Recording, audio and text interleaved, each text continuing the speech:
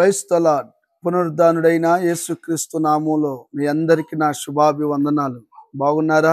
దేవుడు మీ అందరినీ ఆశీర్వదించునుగాక.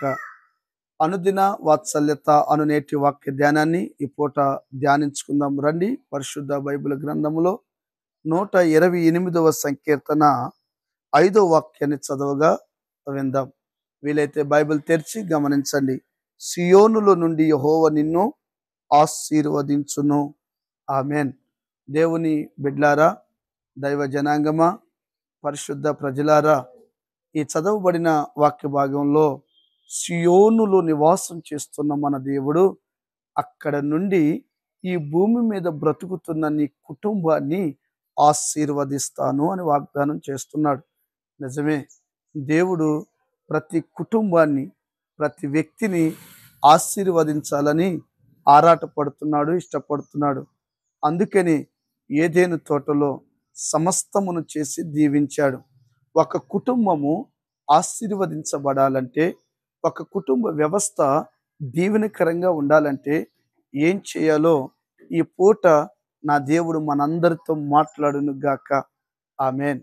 సియోనులో నుండి దేవుడు నిన్ను ఆశీర్వదించాలంటే అందరినీ ఆశీర్వదిస్తాడా దేవుడు? అందరినీ ఆశీర్వదించడు కదా. అందరికీ ఉద్యోగాలు రావు కదా. అందరూ జిల్లా కలెక్టర్లు అవరు కదా. అందరూ డిఎస్పీలు అవరు కదా. ఎవరవుతారు? కష్టపడి చదువుకుంటే, ప్రయాసపడితే వారికి ప్రయాసకు తగినట్లుగా, వారికి కష్టము తగినట్లుగా వారు ఏదో ఒక విజన్, ఒక గోల్ సంపాదించుకుంటారు. అలానే దేవుడు నిన్ను ఆశీర్వదించాలంటే, ఒక కుటుంబము దీవించబడాలి అనంటే నెంబర్ 1 128 మొదట్లో అంటాడు, యెహోవా యందు భయభక్తులు కలిగి ఆయన త్రోవల యందు నడుచు వారందరూ ధన్యులు. దేవుని భయము కలిగి బ్రతకాలి. దేవుని భయభక్తులు కలిగిన వాడంట ఆయన త్రోవలలో నడుస్తాడంట. దేవుని త్రోవ వేరు, లోక త్రోవ వేరు. దేవుని మార్గాలు వేరు, లోకానుసారమైన మార్గాలు వేరు. దేవుని బిడ్లారా, నీవు నీ కుటుంబము ఆశీర్వదించబడాలంటే మొదట కుటుంబ యజమానుడు యెహోవా యందు భయభక్తులు గలవాడై ఉండాలి. భయము భక్తి కలిగిన వాడు ఆయన త్రోవలో నడవాలి. ఏంటి ఆయన త్రోవ? జీవము కలిగిన త్రోవ. ఏమిటి ఆయన త్రోవ? పరలోక రాజ్యానికి నివాసమైన త్రోవ. ఆ మార్గములో, ఆ త్రోవలో నువ్వు నడవగలిగితే ఆయన నిన్ను ఆశీర్వదిస్తానంటున్నాడు. కింద వాక్యాన్ని మీరు గమనిస్తే 4వ వాక్యాన్ని, యెహోవా యందు భయభక్తులు గలవాడు ఎలాగూ ఆశీర్వదించబడును అని రాయబడి ఉంది. బిడ్లారా, దేవుడు నిన్ను, నీ కుటుంబాన్ని ఆశీర్వదించాలంటే దేవుని యందు భయభక్తులు కలిగి ఉండాలంట. దేవుని యందు భయము భక్తి కలిగి ఉండడం అంటే ఏమిటి? చెడుతనమును అసహించుకొనుటయే, దుష్కార్యాలను అసహించుకొనుటయే, దేవునికి ఇష్టము లేని కార్యాలు అసహించుకొనుటయే నిజమైన దేవుని భయం కలిగి ఉండడం.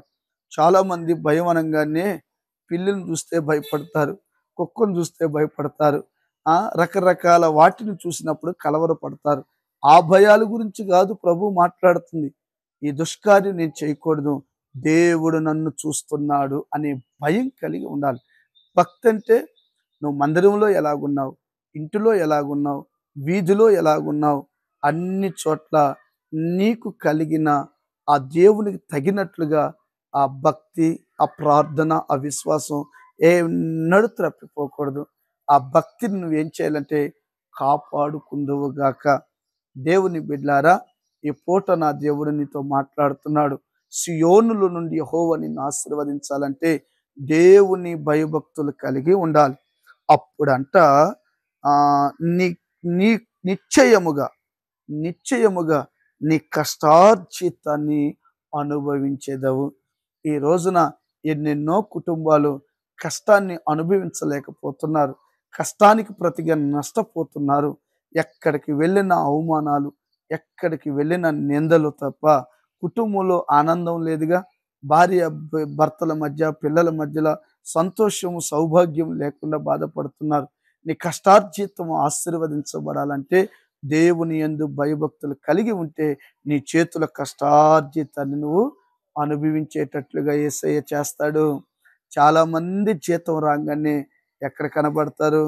ఎక్కడెక్కడో కనబడతారు. చూడండి, ₹1,00,000 శాలరీ అండి. చేతిలో పైకి మిగలట్లేదు. ఇంకా 10,000 అప్పే కనబడుతుంది. కారణం, నీ కష్టార్జితం ఎందుకు నష్టమైపోతుంది? ఎందుకు చిరిగిపోయిన సంచిలో వేసినట్లుగా ఉంది? నువ్వెప్పుడైనా ఆలోచన చేసావా? ఎందుకో తెలుసా? రకరకాల వాటికి బానిసగా మార్చబడ్డావు. దేవుని బిడ్డ, దేవుని భయం కలిగి ఉంటే నీ కష్టార్జితాన్ని దేవుడు ఏం చేస్తాడో తెలుసా? ఆశీర్వదిస్తాడు. సాతానుకి, లోకానికి, శత్రువుకి ఆజ్ఞాపిస్తాడు. ఇది నా దేవుని బిడ్డలది.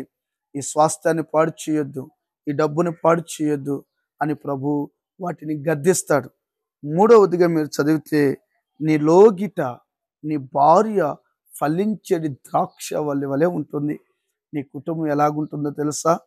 ద్రాక్ష అనగా నీ భార్య నీకు సంతోషాన్ని ఇచ్చే భార్యగా ఉంటుంది. పిల్లలకు సంతోషాన్ని ఇచ్చే భార్యగా ఉంటుంది. వీధిలో, సమాజంలో అనేకులకు చూసినప్పుడు ఆ తల్లి చాలా భక్తి పరురాలయ్యా, ఆమెను చూస్తే నోటి నిండా నవ్వు కలుగుతుందని చెప్పేలా దేవుడంట సహాయం చేస్తాడంట. దేవుని బిడ్డ, ఈ రోజున ఆ పేరు లేదుగా. చాలా మంది నష్టపోతున్నారుగా. చెడ్డ పేరు, చెడ్డ మాటలతో బ్రతుకుతున్నారుగా. దేవుని బిడ్డ, నేను అంటాను, ద్రాక్షవల్లితో దేవుడు ఎందుకు పోల్చాడో తెలుసా? సంతోషాన్ని ఇచ్చేది. అప్పుడు నీ భార్య నీకు సంతోషాన్ని, దేవుణ్ణి బట్టి సంతోషం, పిల్లలను బట్టి సంతోషాన్ని ఇచ్చే కుటుంబముగా నా దేవుడు చేయును గాక. ఇంకొక మాట, అప్పుడు భోజనపు బల్ల చుట్టూ నీ పిల్లలంట ఒలీవ మొక్కల వలె ఉంటారంట. దేవుని బిడ్డ, నీ పిల్లలు ఎలా ఉంటారో తెలుసా? ఎండిన మొక్కలాగా ఉండరు, పాడైపోయిన మొక్కలాగా ఉండరు, చెదలబట్టిన మొక్కలాగా ఉండరు, ఒలీవ మొక్కలుగా ఉంటారు. ఒలీవ చెట్టుకు చావు లేదుగా. ఒలీవ చూసారా, పచ్చదనంగా ఉంటుంది. నీ పిల్లలు నిత్యము భూమి ఆకాశం ఉన్నంత వరకు దేవుడు నీ వంశావళిని స్థిరపరుస్తాడు. పచ్చటి తోటగా చేస్తాడు. నీ పిల్లలను ఆశీర్వదిస్తాడు. యేసయ్యకి మహిమ కలుగును గాక. అంత మాత్రమే కాదంట, ఈ కుటుంబం అంట యెరూషలేము క్షేమంగా ఉండటం కూడా చూస్తారంట. యెరూషలేము క్షేమంగా ఉండడమే కాదంట, పిల్లలను కూడా చూస్తారంట. ఇలాగూ దేవుడు మీ అందరినీ ఆశీర్వదించునుగాక, సమాధానపరచునుగాక.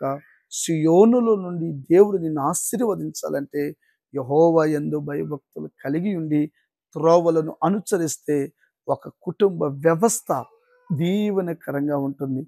దావీదు కుటుంబం వలె నా దేవుడు నిన్ను స్థిరపరిచి బలపరచునుగాక. ఆమేన్. తలలు వంచండి, ప్రార్థన. ప్రేమ కలిగిన మహాపరిశుద్ధుడా, ఒక కుటుంబ వ్యవస్థ దీవించబడాలంటే భయభక్తులు కలిగి బ్రతకాలన్నావు.